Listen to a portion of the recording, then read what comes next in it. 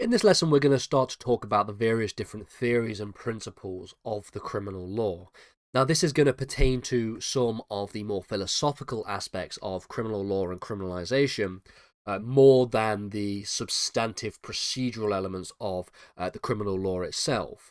So, ultimately, this is where we're going to start. We'll start by talking only briefly and do a sort of overview of some of the theoretical principles which underpin the criminal law itself, and then we will essentially be dividing this lesson into two. Essentially, we're going to be doing two lessons here, and we're going to be dividing them into two main theories.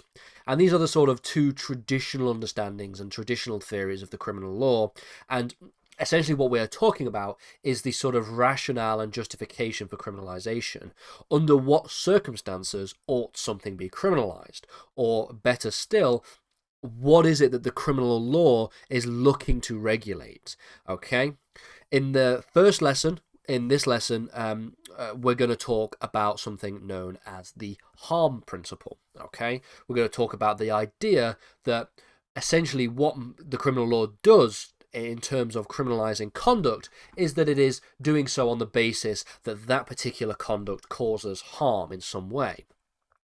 And then the second lesson, what in the next lesson we'll do, is talk about the idea of criminalization being justified on the basis of upholding morality. This is something known as legal moralism.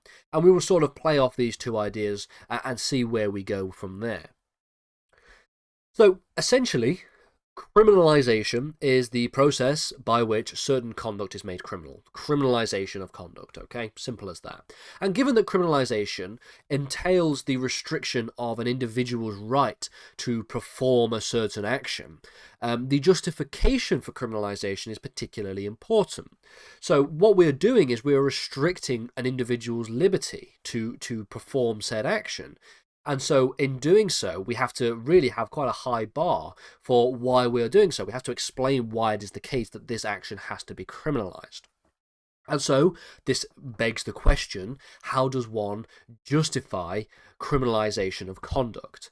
And like I've said at the start of this lesson, the two most prominent theories, or at least the traditional two most prominent theories in this regard, are the harm principle and the theory of legal moralism. The harm principle being, well, we justify criminalization on the basis that the particular conduct causes harm, or legal moralism is we justify criminalization of conduct on the basis that that conduct is immoral, or it is wrong on some kind of moral level. So looking first then at the harm principle. Essentially, the harm principle is, in its general form, justifies criminalization on the conduct on the basis, that the conduct in question that is being criminalized causes harm. Okay, this is the general form. This is just a sort of general overview definition of what the harm principle essentially entails.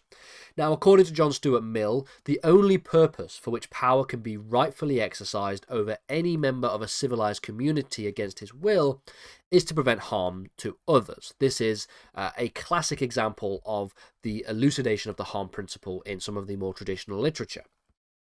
Because what it is doing, it is recognizing, this quotation is recognizing that criminalization involves the restriction of an individual member of a community, and it involves restricting against their will. It involves restricting in the sense that it tells people that they cannot perform this action, and it involves restricting in the sense that if they do perform this action, then the state will come down and prosecute them for doing so.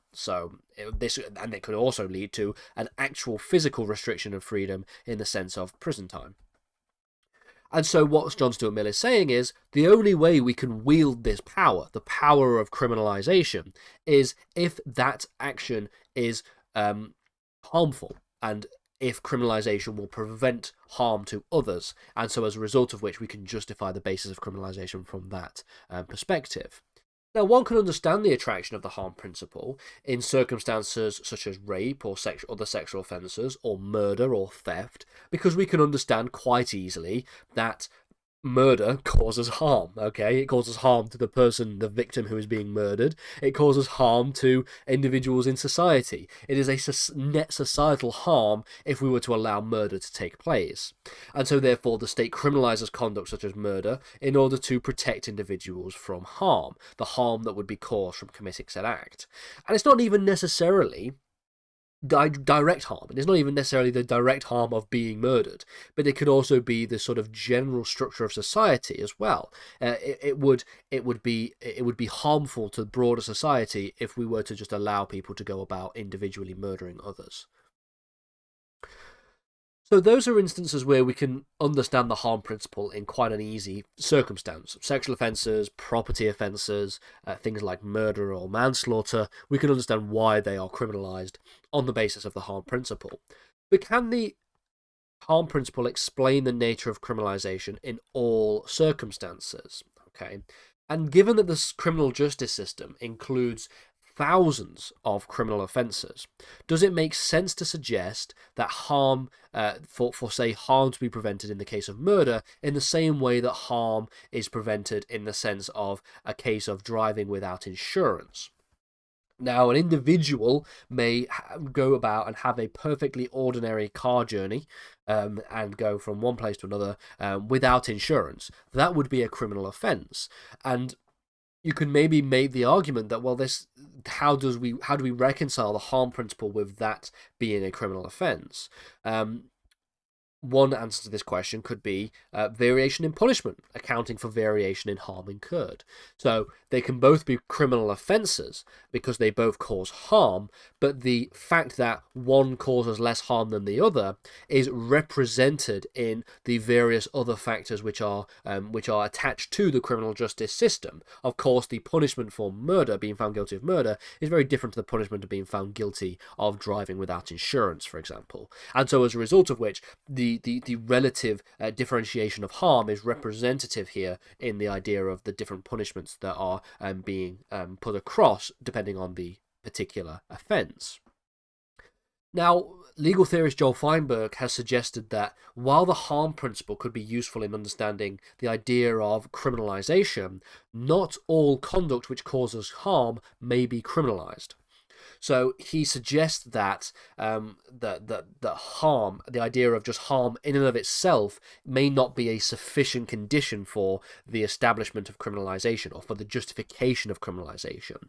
He suggested instead that there may have to be additional factors which ought to be considered, including the gravity of the harm, the magnitude of the risk, as well as the relative probability of the harm being caused.